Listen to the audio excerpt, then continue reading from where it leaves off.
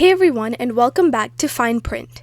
Today is episode 3 of part 2 of the India series, where we've covered the rise of the Gupta Empire and the formation of the Ramayana and the Mahabharata.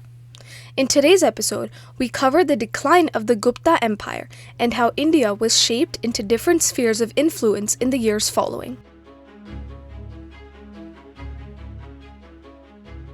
To summarize the Gupta Empire so far, they were a Hindu dynasty that ruled India in the early 4th century.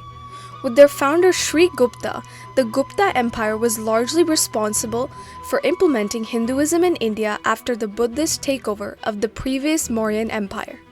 Despite this, they were religiously tolerant and promoted Buddhism along with Hinduism, and were able to unify India for the first time in the last 500 years. When it comes to the achievements of the Gupta Empire, they were known for some of India's most significant advancements in astronomy, math, and science, ultimately leading India to a golden age. However, although India's golden age lasted for a steady 230 years, the empire soon fell to various external and internal threats, decentralization, economic decline, and cultural changes.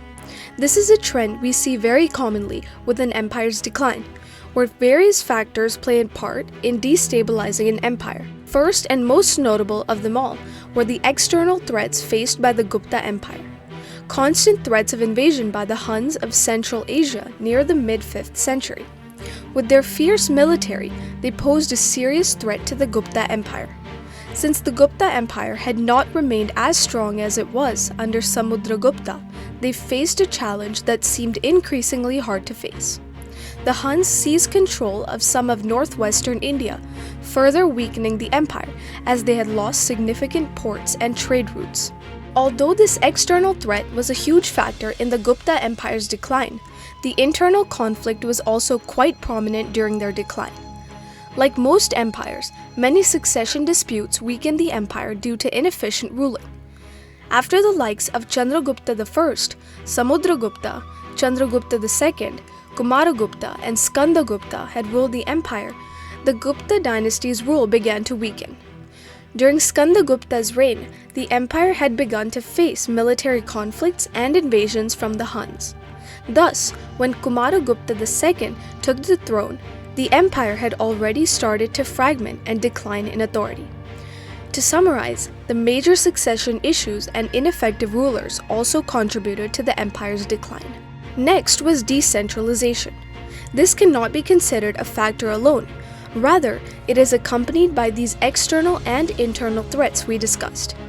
As the empire began to weaken in terms of its military strength and authority, it began to lose control of key land areas that fragmented the once deeply centralized Gupta Empire. Losing this land meant that the people of that land came under the control of a new ruling dynasty or foreign invaders.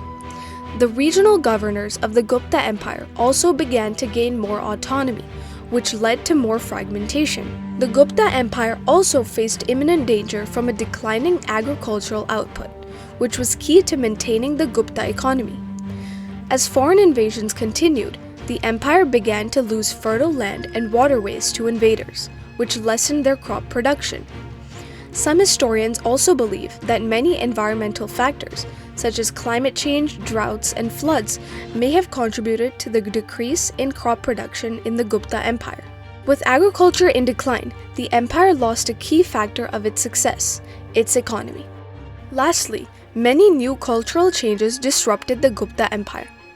Although the Gupta Empire is known for its cultural advancements and its promotion of the arts and sciences, there were shifts in patronage that led to a shift in cultural focus. It deeply scarred the empire's strong reputation for promoting the arts, as many later rulers disapproved of it.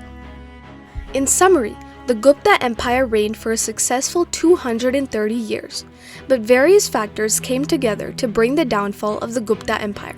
Some of the most notable ones being external and internal threats, economic decline, cultural changes, and the decentralization of the empire. Combined, these factors led to the decline of the Gupta Empire, which soon made way for the rise of foreign invasions in India in the years following. Some of the most notable ones being the Huns, Arabs, Turks, and Mongols that eventually made way for India's most prominent foreign ruling dynasties.